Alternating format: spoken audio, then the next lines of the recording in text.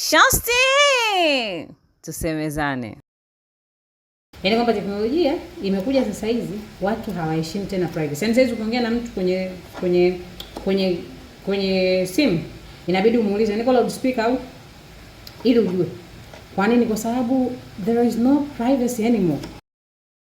Kingine unachotakiwa kufanya ni usikimbizane. Usikimbizane na watu wanachokisema. Usikimbizane na wafanyabiashara wenzako wanachokuaminisha. Usikimbizane. Sawa? The pressure is too high.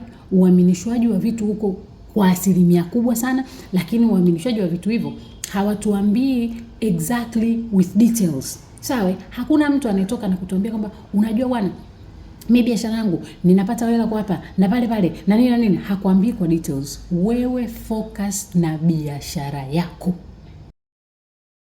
Mimi mzazi yeye anakuwa anampendi mtoto. Ampendi tu. Anampenda mtoto mwingine wa kwake, lakini mtoto aliotoa sehemu hampendi, au mtoto wake aliyemzaa mwenyewe anampenda tu yule kiume wa kike, anachapwa kila siku. Mataulo hulifui. Hulianiki baada ya kuoga. Huliloweki wakati wa kufua. Taulo limekuwa baya. Taulo limepoteza rangi yake. Taulo limepoteza nyazifa yake. Taulo limekuwa taulo au limekuwa tambarara deki tu. Saangalia marafiki tulionao, wangapi ni Yuda wetu na wangapi ni Petro.